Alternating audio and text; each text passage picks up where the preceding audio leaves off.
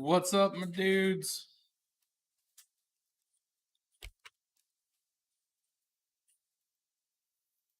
Let's get some folks in here. So this should be a good one. I'm going to try to keep it quick, half hour, show a little piece of history for folks that haven't been tracking. But all you Doge folks, I want to make sure that you're part of this, that are really loving and pumping up Doge right now. From my accounts, as a miner that showed most of the world on how to mine it back in the when it first launched. So I want to let's take a little ride in history lesson for you guys of Doge mining and take you through a quick one that hopefully I'll be able to talk with some other older miners at the miner summit that comes out in June. I want to have that conversation because I remember when Dogecoin launched on December 15th, or no, yeah, December 15th of 2013. It was about 10 or 12 days after I created BitsBeTrippin. So it was a fair market launch coin. I remember looking at the Bitcoin announcement file, you know, when they tell you how to do it. I remember setting up the script miner for it.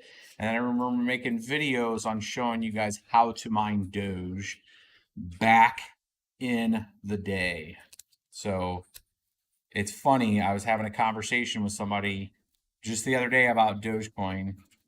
And the funny thing about it is they had an accounting of like, bro, like, you made a video back in January of 2014, just like 15 days after Dogecoin launched, and showed everybody how to mine it. And I'm just thinking, man, like those early folks that were able to mine Dogecoin, like the days that it came out, was pretty epic.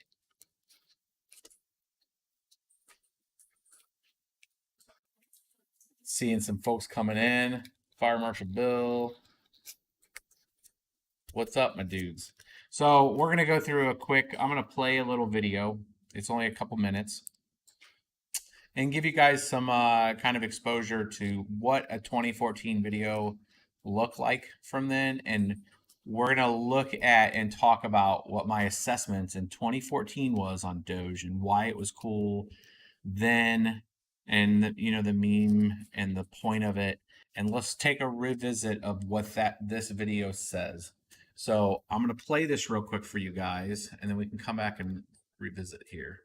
Let's go over to this. I already have it. It's at 12 minutes and 24 seconds.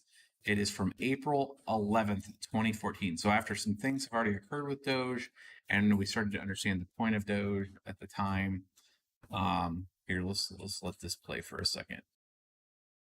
Gears a bit and focus on the cryptocurrency of the week, and I really should say the cryptocurrency for the next few months, which is going to be Dogecoin. Doge, while starting as an internet meme, really has turned into a media powerhouse. This is the calm before the storm. I want to start that right out of the gate. With Dogecoin donating enough to sponsor a NASCAR team for Talladega is amazing. It's amazing in a lot of aspects of bringing something like cryptocurrency to the masses and to an audience that, quite honestly, probably have no idea what it is. Yet that won't matter. It will be engaging. Folks will wonder what it is. They'll research it. They'll find out more about it. And that's kind of the point. And for that exact reason, I'm very bullish on Dogecoin. I think it's a good buy. Right now, it's right under 100 Satoshis per coin. It's half of what its value was, much like all the rest of the other altcoins. It is a good buy. A huge media exposure. Buy. So now that you know my position on Doge, at least for the next solid month leading up to the race and through Talladega, not to mention the difficulty drop over the last few days, mainly because everybody's switching around to different coins, Dogecoin will be getting some loving from our mega hash. Now in closing, don't forget to subscribe, look us up on Twitter. We got some new stuff coming out to you. We're going to go through that Blue Babe computer case on the next.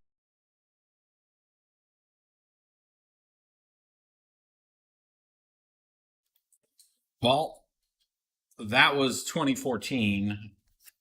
about Doge. I think the sentiment at then and it is now is why when people ask like why Doge, why is Doge getting all the exposure and stuff?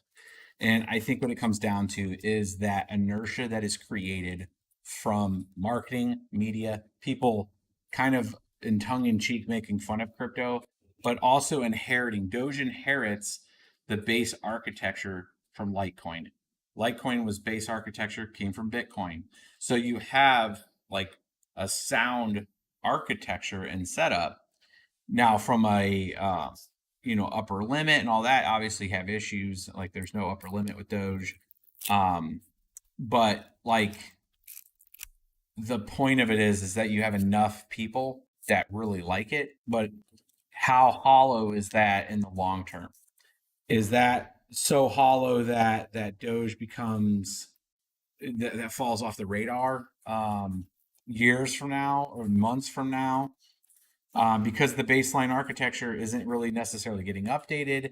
Is somebody going to start to fund a development team? I think enough people have made enough money in Doge to where if they had a large enough stack created from it, they could start funding Doge development and bring some innovation to Doge and try to make it a some level of a contender in the ecosystem itself, but does it need to do that? And that's really the question. I had a long philosophical discussion about Doge around this, but I wanted to kind of bring some insight to people as somebody that was showing you guys how to mine Doge when it came out back in the day, and the reasons why at the time, mind you, there was only a handful of cryptocurrencies. When I think I did that Doge video, there were there was Bitcoin, there was Litecoin, there was Purecoin, there was Namecoin, there was Feathercoin, and there was Dogecoin. I think it was the 6 currencies that were out there at that time. That was like late 2013 is when that occurred. So there wasn't a Dogecoin you could mine. Litecoin, I actually went out and searched for a second anything I had tweeted from back in that time around Doge. And let's see here. I'm going to do an advanced Twitter search here real quick. Twitter advanced search. Here, I'll show you guys what I'm doing here. So you do a Twitter advanced search. You can look up hashtag Doge.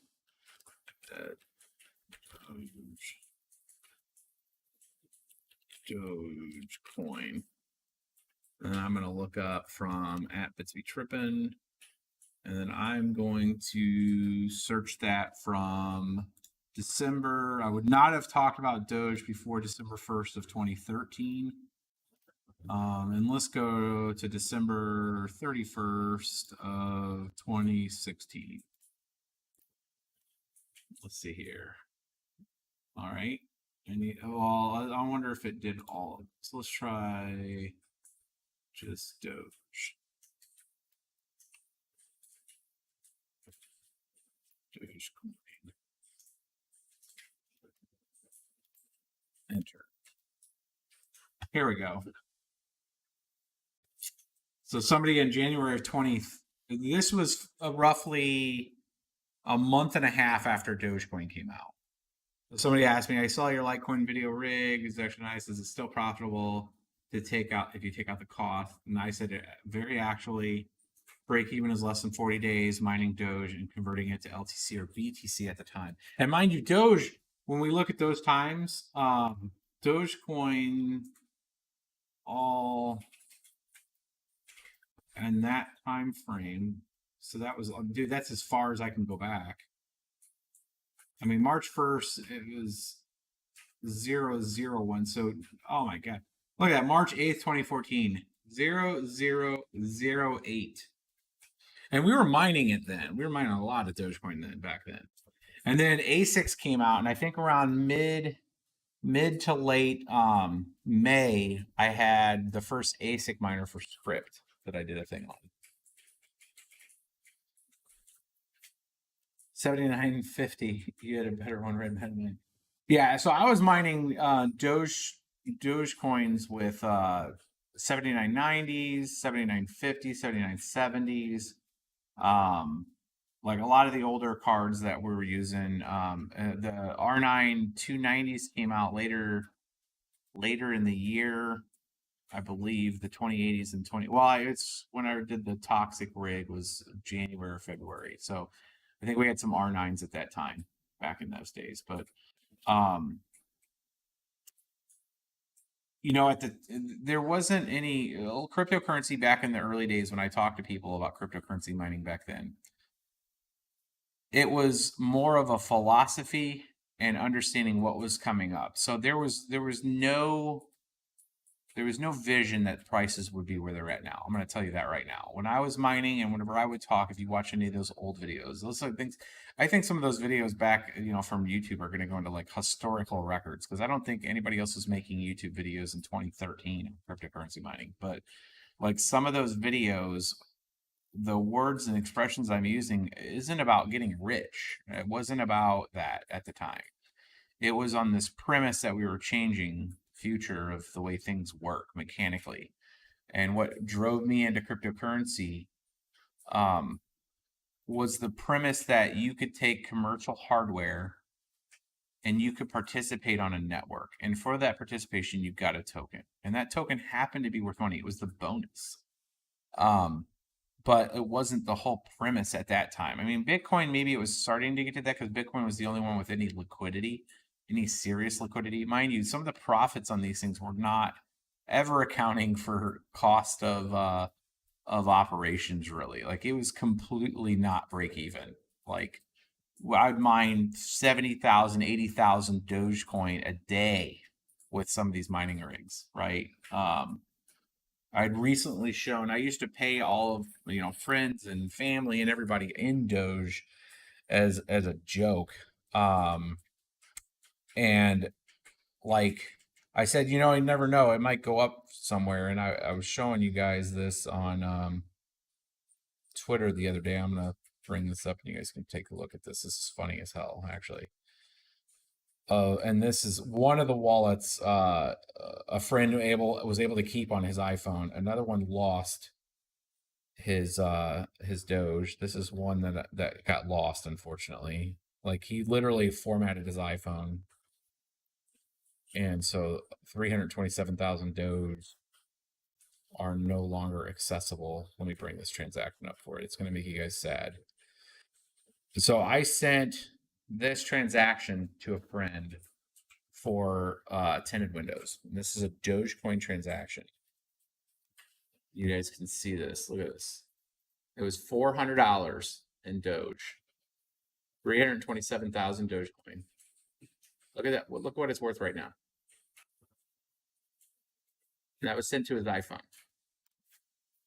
That he that I guess if went away, he doesn't have it anymore. Like $183,000.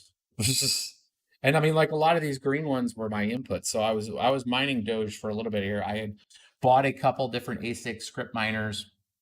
Back then it was one that I did a review on back in 2015. You guys do some searching on the videos and you can see some of the outputs at the time. So these were the inputs if people wanted to see. I should do a separate video on this, but see if it actually locks into this. There we go. So these are amounts of Doge. And, I'm moving stuff in and out of a cold wallet then. 19,000, that was a good payout. So that gave you an idea of how many Doge that you could mine back in like late 2016, 2017 time frames. I mean, if we open up any of those, like that one, 77,000 Doge.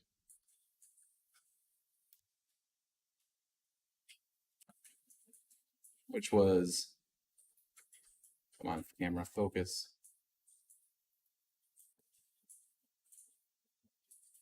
It's not auto-focusing on it. It doesn't know what to do with the reflection.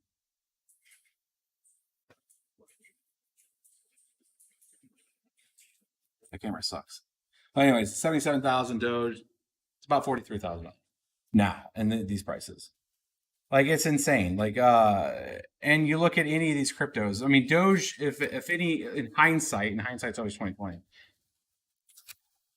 any coins that had a high amount of coinage with a relatively low USD price, I think this is going to be the unfortunate effects of this is that you're going to have liquidity bumps on all of these coins that have low valuations because people are just going to take the chance that they're one of them are going to moonshot.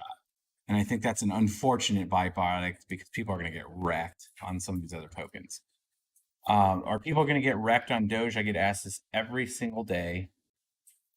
What do you think about Doge? What's going to happen with Doge? I think Doge has enough inertia now and name awareness. I would almost argue now these days, at least from the critical mass, that Doge has as much recognition as Bitcoin to the critical mass, because people genuinely don't understand. Not because they can't understand, it's just they haven't taken the time to understand what like Bitcoin and that the store of value, the infrastructure, the institutions, all of the efforts being applied when you come to like Ethereum and some of the other cryptocurrencies that have a mountain of developers behind things trying to build out infrastructure, adjust and change things for the future. And then you have Dogecoin, right? And people are like, well, if it mechanically works like any other cryptocurrency, when I can send and receive, I can use a custodial service to buy it.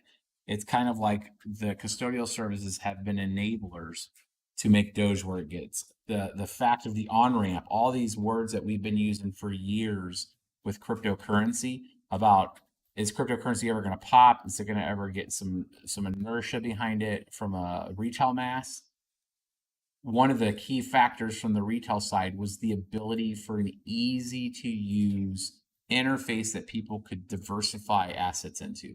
This has been accomplished with Webull, with Robinhood, sites that can allow you quickly to move liquidity into it and out of it, right? And so the Robinhoods of the world, the Weebulls of the world, this is where folks are buying this stuff at. And I'd love to see kind of the index chart of like where the volume is sitting on. And then there's going to be a corresponding buy architecture going on with Binance and all the other exchanges because you're going to have bots looking at this activity and buying into and just trying to ride the wake. But I think from a name recognition standpoint, that's where Doge is. Like people ask me like, what's its value? What's its value proposition? Why are people buying Dogecoin? It's a joke. It's a meme. It's like it has the inertia from the critical mass, and the critical mass, the TikTok generation popping videos all the time about it, the Instagrams, the social media influencers, people that finally have taken the time to go out and get a crypto wallet. They're buying Bitcoin, they're buying Ethereum, and they're buying Dogecoin, and they're buying Dogecoin because they can get a lot more numbers, and those lot numbers when they become worth more are is a quicker return for folks. So it's interesting to see from being an early person that showed you guys all how to mine it back in 2013 and 2014 on videos to see where it's at now. And in full disclosure, I had a lot of Doge at one point. I have lost about I'm trying to actually identify the exact amount, but I know from just wallet transactions that I have 2.4 to 5 million Doge that I had sent over to Cryptsy in exchange. That's also where I had most of my Litecoin from back in the day. And then Cryptsy shut down and ran away. And that's part of the reason why I do not hold a ton of money at all in any custodial systems anymore. Cryptsy really, really, really, really hurt me back then, back in 2015 or whenever Cryptsy went under, 2014. I had a lot of my altcoins on that at that time. I had Feathercoin, I had FTC, which is Feathercoin. I had almost all of my Litecoin at that time on there, and I had a lot of Doge. I didn't have all my Doge, but I had 2.4 to 5 million Doge on there. And that went away with Cryptsy. So Wherever Big Vern is, man, he's living large right now. If he still have access to my Dogecoin, bastards. A joke will always have value. It may be a penny or $1 what would pay for a joke. It's more than just a joke. I mean, it may have came off of a joke, but now it's not a joke. I mean, Dogecoin setting at $70 billion market cap is like it's past the point of a joke. It's just nobody's caught up, right? There's real capital in this. Real capital. They're talking about on CNBC, real investors and financial investors that treat all cryptocurrencies, some of them all the same, are buying into it like any other index or asset. So Dogecoin's getting its exposure to the retail side in a very heavy way. Like, and you know, how much more can flow into it? A lot more could flow into it. Dogecoin could absolutely go to $1. There's nothing stopping it to go to $1. It's just retail, retail, retail, retail, retail. Because people are just sharing more, and they're going to show the gains of this, and people are getting, you know, there was a huge sell-off of this just, you know, hours ago. Somebody had did a pretty good sized dump here when it went up to over 60 cents. This little candle here was pretty large. So, I mean, you know, a lot of mining, a lot of script mining went, and Doge does a lot of merge mining. Um, that went to, you know, just large operations that had really low power, and they've just been running the machines because they've got the machines at a cheap rate. So, you know, they're cashing in obviously on this, which is giving them the capital to buy into more hardware. I know CANAA or CANAA just took in a huge order, like $175 million worth of Bitcoin hardware ordered. So they're part of getting their stuff fabricated now. So a lot of that money getting moved around from some of these altcoins and then recapitalizing into more Bitcoin mining. I'll take some questions and we'll wrap this one up. I just wanted to give you guys kind of some perspective from back in 2014, 2013. A lot of people have been asking me questions. I've gotten so many direct messages. I opened up my DMs on Twitter and was fielding questions on Dogecoin since some people started to discover, like, holy crap, dude, you were like mining it on day one. What's that feel like? What's that mean? Do you have your wallet on your hardware or on cloud? Do you have a wallet on? I have hardware wallets for most of all of my stuff in cold wallets. I do not put money on a cloud. Are there measurements in place to keep this type of thing doesn't happen again? Well, nothing's to say that Dogecoin can't happen again in some way. I mean, it's just very unlikely, but it's not improbable. Sean Hill, geez, been a while, man, my dude. How's it going? That makes the joke a sad joke because so many people made money that lost with nothing more than a digital joke. Well, I mean, people make decisions. We all make decisions, and you know, you can't be defined by your one or single decision and anything with crypto. You could have a really bad week, a really bad day that took years to get to that bad decision, and you lose a lot of crypto. But like you just keep pressing on, you move on, you find other things in the space, you learn more, you get educated more, become part of the space in some way, get paid in crypto, something like that. And crypto in general, especially the ones that have fixed asset size, play on the game of supply demand. And as more of these institutions start to offer services to a lot more liquidity, for folks that don't necessarily track crypto but want to take a position in crypto, you're going to have a rise of a lot more currencies. So there's still a lot more upside to crypto in the long term, no matter what. So if you feel like you missed the boat on Doge, you just look around, do some research on some of the coins, and you'll get in a good position. A buy and a hold strategy, dollar cost averaging strategy, never hurt anybody so far in crypto. Mining ETC and doing good on it. Yeah, ETC is was $60. Can you guys believe that? It was $4 or $5 5 months ago.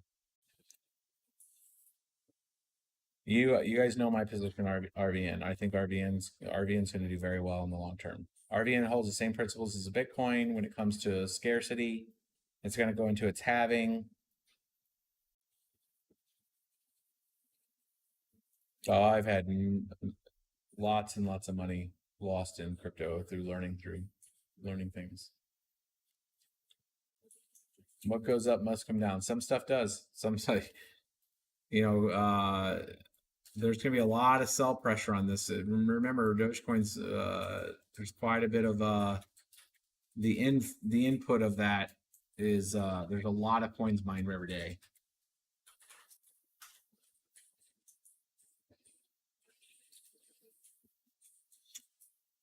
Awesome ideas. I'm gonna have a regular video tomorrow, covering a few different things, but it's gonna be a produced video. I also have been interviewing folks to help me with the editing. So I had 2 interviews today. One of them went very well. I think it'd be a good future for videos coming out, produced videos. We will be probably picking up a few sponsors for me to help that cover some of those costs, because I'm going to be hiring a full-time editor that will be able to put some content out. I also have a couple of trips coming up when it comes to the mining side. Miners Summit, which you'll see a more traditional ad placement for that in the next couple of videos, which is just what's my point of going out there. It's going to be out in the Ozarks in June. If you go to minerssummit.com, I just tweeted it not too long ago. And you'll see more stuff around it, but it's going to be like an industry mining event. So it's like larger mining institutions around like Bitcoin, Litecoin, ASICs mostly. I'm bringing an element of the GPU side into the house, but there's going to be mining like infrastructure suppliers, container companies, like people that are looking at infrastructure side. So it's going to be more poised to that. It's in the Satoshi Roundtable style, so it's not necessarily like speakers and all that. It's more of like, let's get all the folks that are actually doing this and at some scale into a room. I'm going to be there to broadcast some of it with you guys, so you guys will be able to hear some of the discussions and understanding. What I want to try to do is kind of break into some of those discussions for you, like if these backdoor deals are happening where people are getting ASICs and they're building these huge farms and stuff, like if they have these other relationships that they're getting this content, why not talk about it?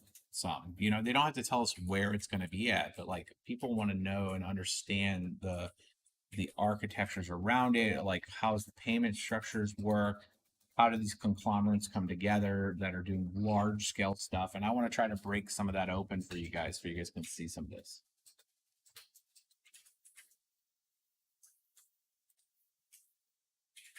What do you think about Chai? I started mining it like the first day it came online. I had set up a couple plots just on my local 5950. I had allocated, I think, like 8 terabytes to it. And was able to get, I don't know, a couple Chai, I think 2, like right away. But it took it like a day to get those plots done on that 5950 with the NVMe drive, and then I had a hybrid, two 4 terabyte hybrid drives that I put the plots on. But I turned it off because it was like showing me it was going to take months or something to do it. I think that it really needs pools. Once the pool structures get around there, you can start pointing to a pool and configure to where you're pool like round robin kind of setup. However they're going to do pools, I think that'll really help Chai.